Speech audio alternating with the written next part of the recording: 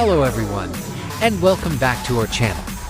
Today, we're diving into one of the most powerful and discussed stories from the book of Genesis, the story of Abraham and his son, Isaac. It's a narrative that has captivated hearts and minds for millennia, a tale of faith, obedience, and the profound nature of trust. So, grab a comfortable seat, and let's journey back in time together. To truly understand this story, we first need to know who Abraham was.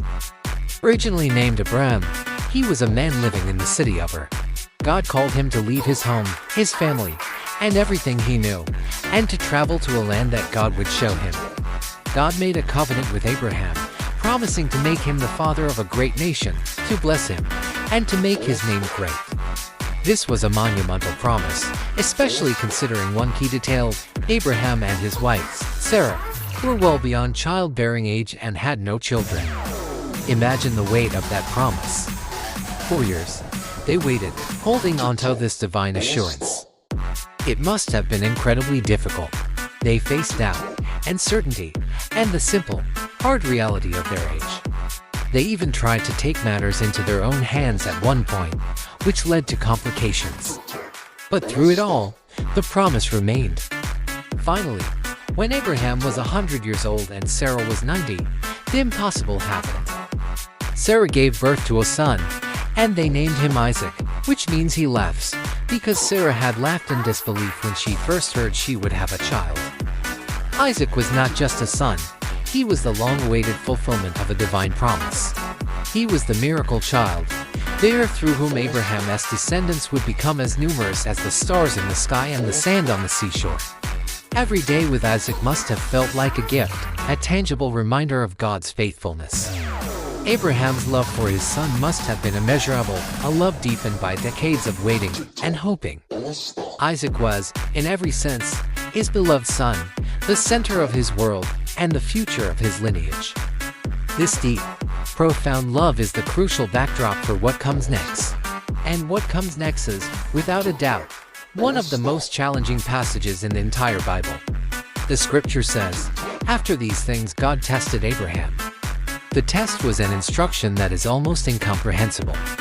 God said, "Take your son, your only son Isaac, whom you love, and go to the land of Moriah, and offer him there as a burnt offering on one of the mountains of which I shall tell you." Let's pause and really absorb the weight of this command. Take your son, your only son, the one whom you love, the son of the promise, and offer him as a sacrifice. It is a command that seems to contradict everything Abraham knew about God's character and his promises. How could the God who gave this miracle child now ask for him back in such a final way? How could the promise of a great nation be fulfilled if the heir was gone? The text tells us that Abraham's response was immediate and without recorded protest. Early the next morning, he got up, saddled his donkey, took 2 of his young men with him, and his son Isaac. He cut the wood for the offering and set out for the place God had told him about. Can you imagine the silence of that journey? The thoughts that must have been racing through Abraham's mind. This wasn't a rash decision made in a moment of passion. It was a 3-day journey. 3 days of walking, with the wood for the sacrifice, with the son he was commanded to sacrifice. 3 days to second guess, to despair, to question everything. Yet, Abraham's faith, forged through a lifetime of walking with God, held firm. When they arrived near the location, Abraham told his servants, "Stay here with the donkey, the boy, and I will go over there and worship, and we will come back to you." Notice his words, "We will come back to you," plural. Even in this moment of supreme trial, Abraham held onto a sliver of hope, a belief that somehow, God would provide a way for both him and Isaac to return. He didn't know how, but he trusted the one who had made the impossible happen before. As Abraham and Isaac walked up the mountain alone, Isaac, carrying the wood on his shoulders, asked a simple, heart-wrenching question. "Father," he said. "Here I am, my son," Abraham replied. "Behold," said Isaac, "the fire and the wood, but where is the lamb for a burnt offering?" This is the emotional climax of the story. The innocent question from a trusting son to his loving father. Abraham's response is one of the most famous lines of faith ever uttered. God will provide for himself a lamb for a burnt offering, my son. Was this a prophecy? A desperate prayer? A statement of pure, unadulterated faith? Perhaps it was all three. He was speaking a truth he couldn't yet see, trusting in God's provision even when all evidence pointed to the contrary. They reached the place God had shown them. Abraham built an altar. He arranged the wood. And then, he bound his son, Isaac, and laid him on the altar, on top of the wood. The story reaches its most terrifying point. Abraham reached out his hand and took the knife to slay his son. In this moment, Abraham's obedience was complete. He was willing to surrender his most precious gift, the fulfillment of God's own promise, back to the God who gave him. He trusted God's character more than he trusted his own understanding. He believed that even if the worst happened, God was powerful enough to raise Isaac from the dead to fulfill his promise. And just as he was about to act, a voice called out from heaven, "Abraham, Abraham." It was the angel of the Lord. "Do not lay your hand on the boy or do anything to him, for now I know that you fear God, seeing you have not withheld your son, your only son, from me."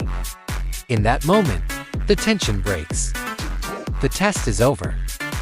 Abraham looks up and sees a ram, caught in a thicket by its horns. He takes the ram and offers it as a sacrifice instead of his son. The provision had arrived, just as Abraham had declared. God did, indeed, provide the lamb. Abraham named that place Jehovah-Jireh, which means the Lord will provide. The story concludes with the angel of the Lord calling to Abraham a second time, reaffirming the covenant in even stronger terms.